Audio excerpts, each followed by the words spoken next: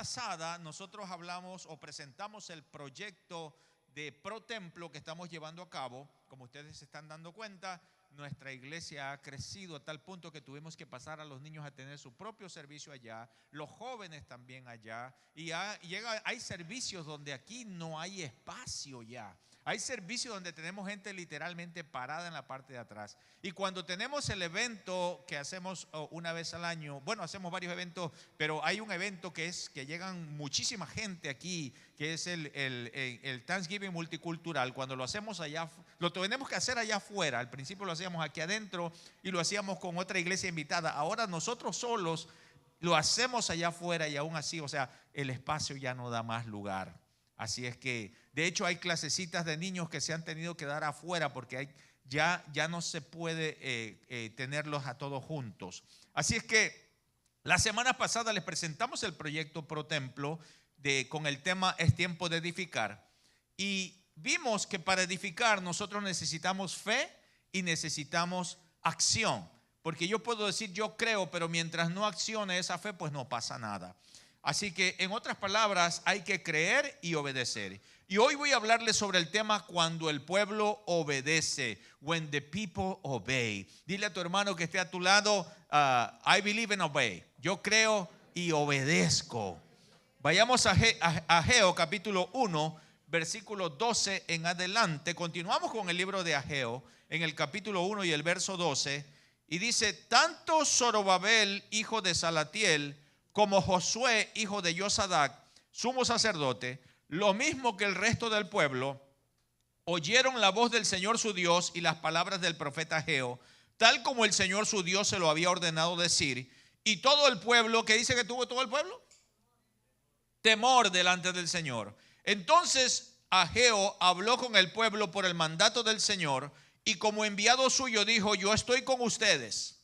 El Señor, él despertó el espíritu de Zorobabel, hijo de Salatiel, que era gobernador de Judá, y el espíritu de Josué, hijo de Josadac, que era sumo sacerdote, lo mismo que el espíritu del resto del pueblo, y todos ellos acudieron a dormir en la casa de su Dios. ¿Qué dice? Quiero ver si están despiertos o dormidos. ¿Qué dice? A trabajar, acudieron a trabajar. Por si usted vino a dormirse o ya dice, ayer anduvo de parranda, ayer anduvo por ahí, de repente vio tanto el fútbol hasta tarde de la noche y bueno, despiértese aquí, póngase atento a la palabra de Dios. Y dice que el pueblo acudió a trabajar en la casa de su Dios, el Señor de los ejércitos.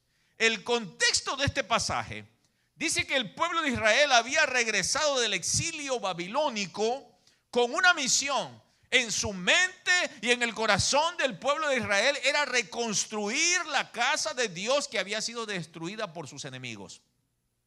Y cuando el rey Ciro les da la orden o les da el permiso de que pueden regresar a sus ciudades, a su pueblo, eso fue un gozo enorme en el pueblo de Israel. Ahora ellos deciden regresar y en su mente está, yo voy a construir la casa de Dios.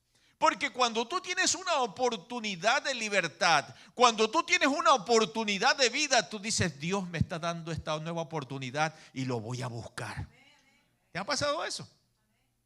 Y haces promesas con Dios, voy a encontrarme con Dios, voy a servir a Dios, voy a todo lo que es de Dios. Pero de repente, pues la vida a veces nos sorprende, las situaciones adversas o desánimo. ¿Y qué fue lo que pasó? Que de repente el pueblo se dedicó a lo suyo y se olvidó de la casa de Dios. Dejaron de construir la casa de Dios porque cuando quisieron hacerlo vinieron oposiciones. Hay gente que se mueve, por ejemplo, que vienen de sus países. En sus países eran creyentes, estaban bien con Dios, pero vinieron a este país y sí querían buscar a Dios, pero como no conseguían trabajo, como se les hizo tan complicado y les pusieron unos horarios tan difíciles, por último terminaron apartándose de Dios. ¿Han oído eso? ¿O solo yo lo oigo? Uno se va alejando de Dios porque todo hispano, la prioridad de todo hispano aquí no es venir a la iglesia. La prioridad de todo hispano, ¿qué es aquí? Trabajar, eso es, nosotros venimos a trabajar. Esa es nuestra prioridad. Y eso es lo que pasó con el pueblo de Israel, pero se olvidaron de Dios. No es malo trabajar, no es malo, de hecho Dios creó el trabajo, pero tu prioridad tiene que ser primero poner a Dios en tu hogar, en tu vida, en tu casa, en tu familia. Porque cuando tú pones ese fundamento, todo cambia, hermano. Todo cambia cuando pones ese fundamento, porque tú puedes estar trabajando y trabajando y trabajando y trabajando y de repente todo lo que construiste se desploma cuando ya te divorciaste de tu esposa o de tu esposo. O cuando ya tus hijos todo se desbarató el hogar. ¿De qué sirvió todo eso si no primero pusiste un buen fundamento? El fundamento es Dios. Pones a Dios y construyes bien. Te levantas bien. Pero este pueblo empezó a construir y por 2 décadas construyeron sus casas, las ciudades, pero se olvidaron de construir la casa de Dios. Y por eso Dios les envía al profeta Ageo a decirle al pueblo que era el tiempo de edificar la casa de Dios. Y el pueblo de Dios dice aquí que oyó el mensaje y obedeció. La palabra oír, si nosotros estuviéramos leyendo este pasaje en hebreo, la palabra oír viene del hebreo shamá. Shamá. Y shamá quiere decir escuchar activamente. Eso quiere decir que yo escucho y tengo que movilizarme. Eso es shamá. O sea que cuando Dios habla, las personas escuchan y se activan. Cuando Dios habla, las personas escuchan y obedecen. En hebreo bíblico no existe una palabra para obedecer. La misma palabra para escuchar que para obedecer es shamá. Así que cuando Dios dice shamá, Él estaba diciendo, oye Israel, escucha y obedece. ¿Están aquí mis hermanos? Nosotros nos hemos creado ya 2 palabras, escuchar y obedecer. Están ahí que nos dicen, mira que voy a hacer tal cosa. Sí, ahorita. Y ahorita. Y yo no sé que para diferentes latinos de diferentes países ese ahorita es diferente, ¿verdad? Porque para unos ahorita es ahorita, ya. Y para otros ahorita es mañana. Y para otros ahorita puede ser nunca, ¿verdad? Sí, los puertorriqueños a mí me sorprendieron cuando me decían ahorita. Y dije, no llegó esta persona. Ya después entendí que ahorita es, no me esperes porque no voy a llegar. Es todo lo contrario de lo que yo sé de lo que es ahorita. Así que cada uno tiene su forma de cómo trabaja esto. Nos creamos nuestros propios contextos y eso es lo que, pero el verdadero contexto bíblico, shamá, es oye y obedece. ¿Cómo nos hubiera cambiado la vida si nosotros hubiéramos escuchado y hubiéramos obedecido? Ponte a pensar por un momento cómo te hubiera cambiado la vida. Mira, a mi esposa le decía, no te metas con esos suramericanos, con ese hombre no te metas, que ese hombre es narcotraficante, ese hombre te va. Así dicen de los suramericanos. No te metas con ese hombre, le decía a su familia, pero como ella estaba enamorada, allí le fue mal.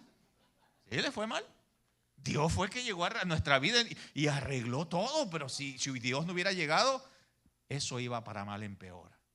Pero cuando tú pones a Dios como tu fundamento, todo cambia.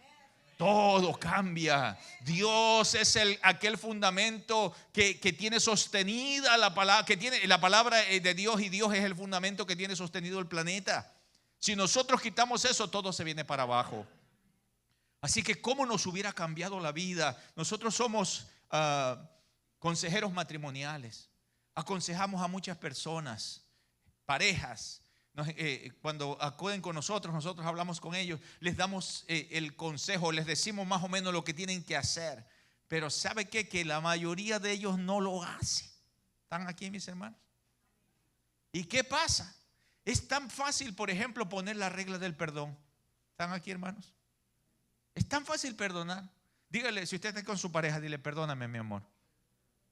Mire qué fácil es. ¿Ve? ¿Es fácil o no es fácil? Pero ¿por qué cuando estamos peleados y le dices perdóname, no puedes? ¿Ah? Pero y esa es la regla del perdón. Bueno, eso se lo dejo ahí nomás para los que van a Couples Connection, los que van a los eventos de Couples Connection. Ahí les enseñamos cómo establecer la regla del perdón en tu matrimonio o en tu relación para que todo cambie. Pero eso se lo dejo allí para que lo tengan allí en la mente. Santiago 1:22 dice: pongan en práctica la palabra y no se limiten solo a oírla, pues estarán engañándose ustedes mismos. Si yo solamente escucho pero no obedezco, me voy a engañar a mí mismo. La fe genuina requiere que haya acción. Dios nos ha dado un proyecto de construir un templo para esta comunidad de Wesley Chapel. Hay varios hermanos que me dijeron que hasta habían soñado con un edificio. ¿Cuántos de ustedes ya soñaron con el edificio? Mira, ahí hay varias manos levantadas. Soñaron. De hecho, hay una foto que nosotros tenemos que a través de la AI se le dio la descripción de la foto esta persona soñó, tuvo un sueño de cómo estaba dentro del templo ya construido. Y entonces le dio la descripción y sacamos esa foto de allí, que es lo que nosotros pensamos que va a suceder cuando ya tengamos nuestro edificio. O sea, nosotros no estamos aquí jugando ni estamos diciendo, bueno, vamos a ver que a la varita mágica, a la 1, 2, 3. No, nosotros estamos aquí obedeciendo un mandato de Dios. Y el mandato de Dios es que construyamos este templo. Ahora, ¿qué pasaría en Conexión Cristiana Church si el 100% de nosotros hiciéramos Shama? ¿Qué es Shama? Oír y... Mira qué rápido, qué fácil se aprende, ¿verdad? ¿Qué es Shama? ¿Cómo cambiaría nuestra vida en Conexión Cristiana Church si escucháramos y obedeciéramos este mandato de construir un templo? ¿Cómo pudiera cambiar? Yo quiero que pienses por un momento, piénsalo, no lo digas. ¿Qué pasaría si cada familia en esta iglesia hiciera Shema? Cada familia de esta iglesia diría: yo escucho esto y voy a obedecer. Me voy a comprometer con lo que tiene que ver con la construcción de este edificio. Pastor, pero no tengo trabajo. Tranquilo, esto es un acto de fe. Tú escuchas y ¿qué dices? Y obedeces. Escuchas y obedeces, que es lo que nosotros estamos haciendo desde que llegamos aquí. Escuchamos, Dios nos dijo: ustedes van a ir a abrir esa iglesia donde no hay edificio, no hay budget, no hay un presupuesto y no hay un equipo. Ustedes van a ir y lo van a hacer. Y cuando ya nosotros llegamos aquí obedeciendo eso, hermano, y llegamos aquí y empezamos, y cuando la empezamos a ver dura, porque cuando ya tenemos 30 y algo de años en este país, pero cuando tú te mueves de un lugar a otro, si no tienes conexiones y tú andas buscando trabajo, y es difícil. Es difícil. Yo tengo una maestría en divinidades y conseguir un trabajo y la anduve buscando por todos lados. Digo, pero divinidades, aquí tienes que venir a pintar o a hacer otra cosa. Le buscamos por todos lados, no salía trabajo por ningún lado. Y de repente nos hicieron una oferta de trabajo. Es una oferta de trabajo, pero me dijeron: mira, a nosotros nos pasaron tu resumen y tú calificas para este trabajo. Vas a estar trabajando con 40 iglesias que tienen que ver con Alabama, con la Florida y con las Bahamas. Vas a estar viajando en esos 3 lugares, queda todo bien, pero tienes que moverte de Tampa, tienes que moverte a Orlando. Y tienes que olvidarte de la iglesia que me acabas de decir que viniste a abrir una iglesia. Olvídate de eso porque aquí no vas a tener tiempo para eso. No lo noto convencido. Yo dije: esto me va a solucionar la vida al momento, porque necesitamos los biles, hay que pagarlos. Yo dije: yo sé que Dios me dijo que teníamos que llegar aquí a esta área de Tampa, levantar una obra aquí y vamos a obedecer lo que Dios dijo. Quedamos aquí, hermano. ¿La pasé difícil? Claro, la pasamos difíciles. Hasta que todo empezó a establecerse, claro. Pero yo tengo que escuchar ¿y qué? Y obedecer. Porque si nosotros no hubiéramos obedecido, ¿quién sabe dónde estaríamos ahorita? ¿Quién sabe qué hubiera pasado con ese trabajo después? Es mejor escuchar y obedecer lo que Dios te dice. Ni siquiera lo que el pastor te diga, lo que Dios te dice. Y Dios te lo dice por la palabra y te da convicción. Él te da convicción. Y hay algunos que hasta les va mucho mejor porque hasta sueño les da Dios. No los noto convencidos. Y aún así todavía hasta sueño, hasta profecía les envía palabra profética. Y aún así, Señor, ¿será verdad? Como que daría ganas de agarrarlo de la oreja y decir, oiga, Shema. Oiga, obedezca. ¿Qué pasaría en Conexión Cristiana Church si el 100% de nosotros obedecería? ¿Qué pasaría si nos involucráramos en este proyecto? Cambiaría, hermano. Hay hermanos que me han dicho, ya hermano, vamos a empezar la iglesia. Bueno, pero ¿y cómo le vamos a hacer?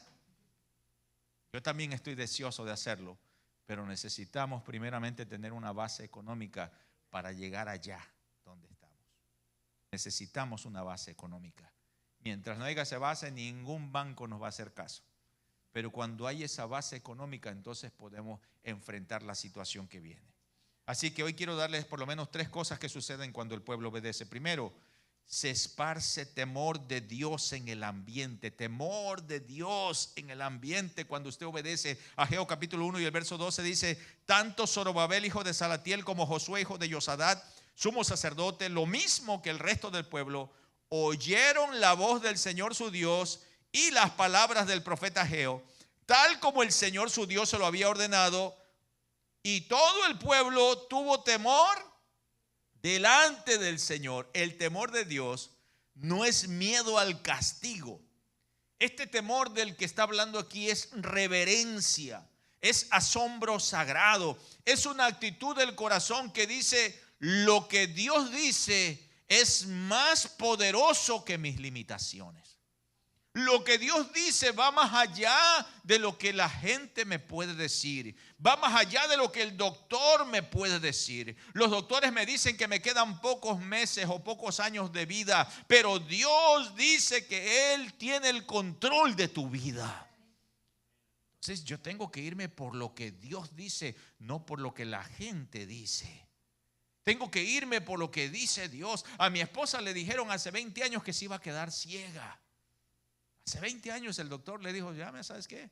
Tú tienes un ojo que desde niña lo tuviste mal y ese ojo estuvo muy cansado, ya han pasado los años, lo ha forzado. Pues nosotros cuando íbamos a ir a un oftalmólogo para que viera nuestros ojos, pues por lo general los latinos en otros países no existen esas cosas.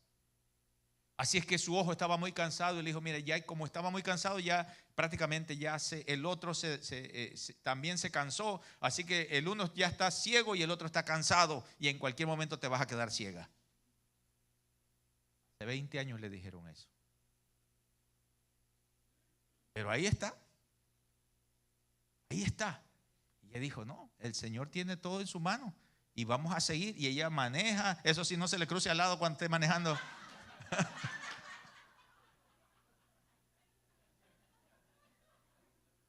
No, ella maneja, ella hace todo lo que tiene que hacer. A ella le gusta la limpieza, por lo general. Ella le gusta bastante la limpieza y a veces no me ve a mí a veces, pero la suciedad sí la ve. Ahí está sucio. Digo, ¿pero dónde? Yo no la veo. Y ella lo ve. Así que tiene buenos ojos. Así que lo que Dios dice es más poderoso que lo que dice Dios. Mire, en estos días vi un video que me parte el corazón. Yo creo que a ustedes también les parte el corazón de nuestros hermanos venezolanos, lo que están viviendo, lo que están pasando. El tiempo se les está acabando para seguir salvando más vidas. Pero miré un video de un señor que no lo dejaban pasar a una zona porque él quería ir a rescatar a su hijo, no lo dejaban pasar. Y entonces él comenzó allí, se miraba que era un hombre temeroso de Dios y él empezó a invocar a Dios desde allí. Y empezó a invocar a Dios y le dijo, Señor, yo sé que tú eres el Dios del cielo y de la tierra. Y le decía palabras que daban a entender que era un hombre que era temeroso de Dios. Y le dijo, Señor, tú tienes la última palabra. Y de repente que va saliendo el hijo, hermano, ileso. Y es que esa es la realidad. A usted le puede decir el mundo todo, que te vas a morir, que te va a pasar esto, que te va a pasar aquello, que quién sabe qué, pero tú tienes que decir, Dios tiene la última palabra. Él tiene el control de mi vida, de mi situación, de mi finanza, de mi negocio. Él tiene todo en sus manos.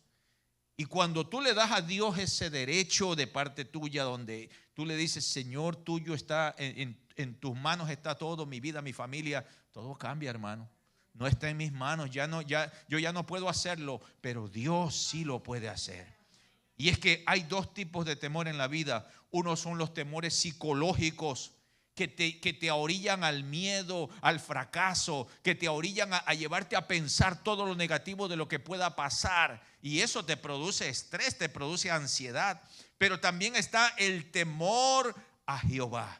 Y ese es el temor que Dios nos habla. Es darle la prioridad a Dios, la reverencia a Dios, el darle el asiento a Dios. Como que si hoy llegara aquí el Señor y entonces como temor, como respeto, yo me levanto y le digo, Señor, toma aquí el lugar. Ese es un respeto. Esa es la palabra que usa la Biblia. Temor a Dios no es miedo, es respeto a Dios. Y cuando nosotros tememos a Dios, los otros miedos huyen. Cuando el temor a Dios llega a tu vida, los miedos pequeñitos salen huyendo. Dice Proverbios 14:27, el temor del Señor es un manantial de vida. El temor del Señor es un manantial de vida que nos aparta de los lazos de la muerte. Wow. Cuando tú le temes a Dios, la muerte huye. Si usted es una persona que sufre ansiedad son pequeños demonios, diríamos, temores que vienen a tu vida para hacerte pensar qué va a pasar. Me voy a quedar en la calle, no voy a poder. Y te crea esa ansiedad, te crea una película, ese miedo de la vida o de que vas a ejercer un nuevo trabajo. ¿Y qué me van a decir? ¿Me van a ver mal? ¿Qué va a pasar conmigo? Y el enemigo comienza a llenarte de estrés y ansiedad. Esos son pequeños demonios que te están hablando a tu oído para hacerte pensar que todo está acabado, que todo está destruido. Pero cuando el verdadero temor de Dios llega, esos salen volando. No los noto convencidos. Y con esa mentalidad, léalo otra vez conmigo, Proverbios 14:27. El temor del Señor, ¿qué dice que es? Un manantial de vida que nos aparta de los lazos de la muerte. Cuando usted decide temerle a Dios, en ese momento esos espíritus inmundos salen volando. No pueden resistir la presencia de Dios en nuestras vidas. El pueblo de Israel se dejó gobernar por el miedo al fracaso de que no podrían construir la obra, el miedo a la amenaza porque el enemigo les había amenazado, les había dicho, si ustedes construyen esa obra nosotros los vamos a atacar. Entonces tenían el temor. Pero en el momento que hicieron Shamá, en el momento que escucharon y obedecieron, el temor de Dios llegó a sus vidas y el enemigo salió huyendo. Así que yo no sé cuáles son los miedos que tú estás enfrentando hoy. Tal vez tienes un miedo al fracaso. Tal vez tienes un miedo a que vas a perder tu hogar, tu matrimonio, tu familia, tus hijos. Tal vez tienes un miedo a pensar ¿qué pensará la gente de mí cuando yo haga esto o tome esta decisión? O tal vez tienes un miedo a alguna enfermedad. Pero hoy Dios te dice, Shama, cree y obedece. Y deja que entonces el temor de Dios se apodere de ti. Todos esos demás miedos van a salir huyendo. Todos esos demás miedos van a salir en el nombre de Jesús. Así es que cuando el pueblo de Dios obedece, hay temor de Dios y además hay promesas de la presencia de Dios. Ageo 1:13 dice, entonces Ageo habló con el pueblo por mandato del Señor y como enviado suyo dijo, yo estoy, ¿qué dijo? Dios les dijo, yo estoy con ustedes. Esta frase, yo estoy con ustedes en hebreo, era una fórmula de pacto que usaban los reyes cuando sellaban una alianza. Cuando un rey iba a ir a una alianza que se le proponían, vamos a ir a pelear con un pueblo, entonces le preguntaban, ¿estás con nosotros, sí o no? Y el rey decía, yo estoy con ustedes. Eso era como una alianza.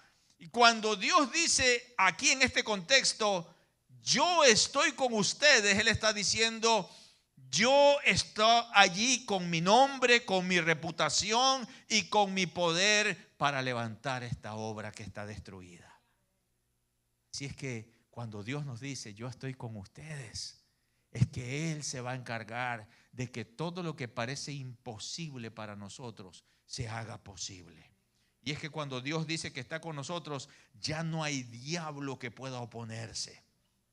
Ya no hay demonio que pueda decir, aquí voy a pelear esta, porque en cuanto escucha que Dios está con nosotros, oye, espérate, ya con Él no podemos. Cuando el pueblo de Israel iba a una batalla y dice que cuando traían el arca ¿qué representaba? La presencia de Dios. Y cuando miraban el arca salían huyendo, porque sabían que era la presencia de Dios. Cuando la presencia de Dios llega a un lugar, todo cambia. Aquí Dios les está dando una promesa de que la presencia de Dios iba a estar con ellos. Esta promesa también se la dijo a Moisés. Cuando le dice a Moisés, ve y enfréntate ante Faraón y dile que deje ir a mi pueblo. Y ahí va, y Moisés le dice, Señor, pero si yo soy tartamudo, yo no puedo. El Señor le dijo, mi presencia irá contigo. Y eso marca la diferencia, porque cuando Moisés llegó, él llegó con poder de Dios. Llegó con un poder sobrenatural de 10 plagas que atacó a 10 de sus dioses más poderosos de Egipto. Cada plaga era derribar a uno de sus dioses de Egipto. Y ahí el poder de Dios se manifestó y vieron a Moisés ya no como un simple hombre. Vieron a Moisés, algunos lo vieron como un Dios. Y el pueblo de Israel lo vio como un hombre respaldado por la presencia de Dios. La presencia de Dios era la promesa que le dijo el Señor. Esta misma promesa también se la dijo a Josué. Antes de entrar a conquistar la tierra prometida, que era la tierra de gigantes, el Señor le dijo, yo estaré contigo. Esfuérzate y sé valiente. Yo voy a estar contigo. Es una promesa. Dios nos da promesas. Esta promesa también se la hizo a los apóstoles. Cuando comisionó a los apóstoles, dijo, yo estaré con ustedes todos los días. ¿Hasta cuándo? Hasta el fin del mundo. Una promesa. El Señor nos ha hecho una promesa a nosotros también, de que nosotros vamos a iniciar esta iglesia. El Señor dijo, vayan a abrir esa iglesia. No hay edificio, no hay presupuesto, no hay equipo, pero yo lo voy a proveer todo. El Señor nos dio esa promesa y nosotros nos venimos con esa promesa. Y de repente esa promesa se fue dando y ahora resulta que tenemos un presupuesto. ¿Sabes cuánto tenemos nosotros ahorrado? Tenemos ahorrado $153,000 para empezar esta obra. No los noto convencidos.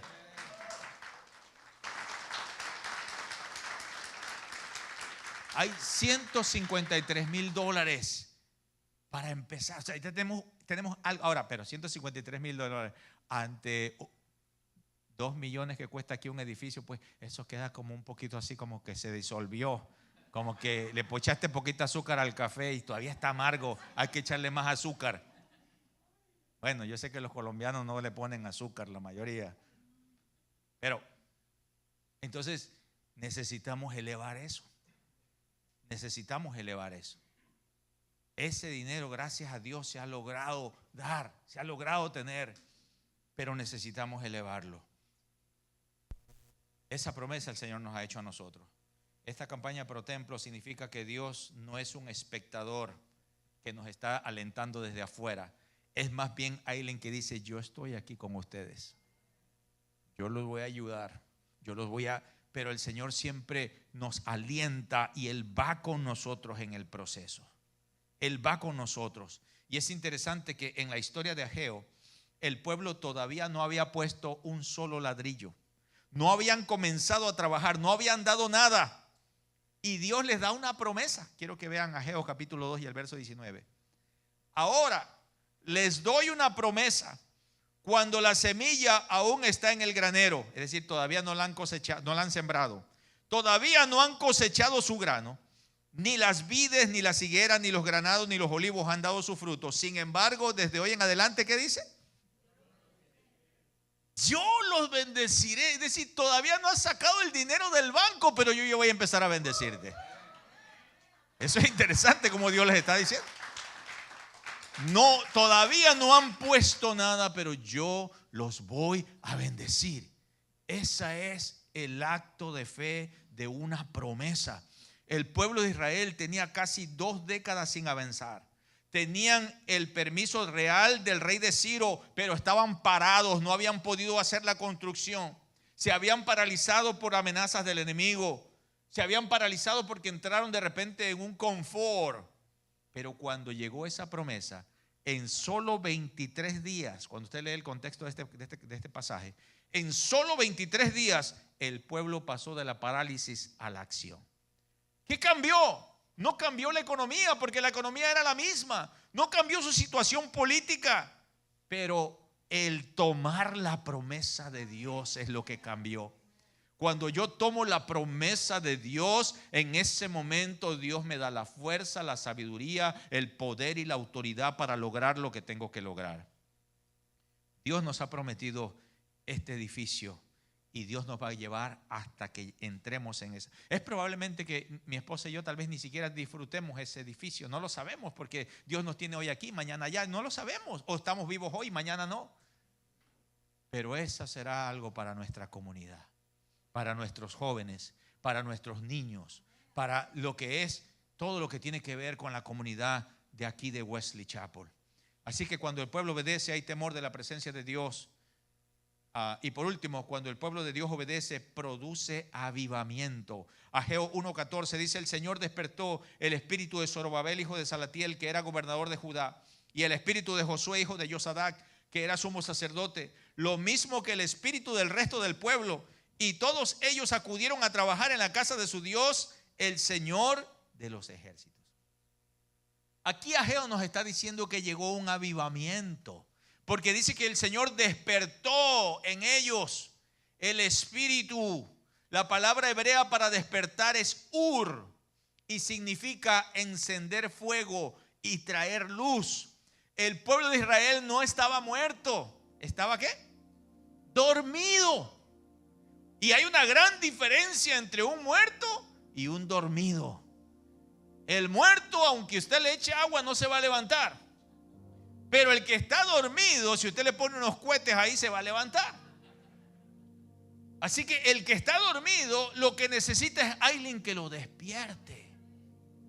Eso es lo que está diciendo aquí la palabra de Dios. Despiértate, es lo que le está diciendo. Despierta. El pueblo estaba dormido, pero cuando llega Ageo, se despertó el espíritu de Zorobabel, de Salatiel. El espíritu que Dios les había dado a ellos causó que se despertara en ellos hambre, pasión por construir la obra de Dios, deseos de Dios. Eso lo hace Dios. Dios despertó en ellos ese fuego que estaba apagado.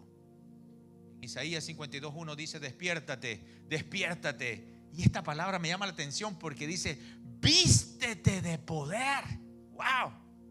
Despiértate, despiértate, porque cuando tú estás dormido, pierdes poder. Cuando estás dormido en cosas espirituales, el enemigo entra y destruye tu casa. Porque la Biblia dice que mientras dormían, vino el enemigo y sembró cizaña. Mientras estoy dormido, el enemigo destruye. Pero cuando yo estoy despierto, me visto de poder.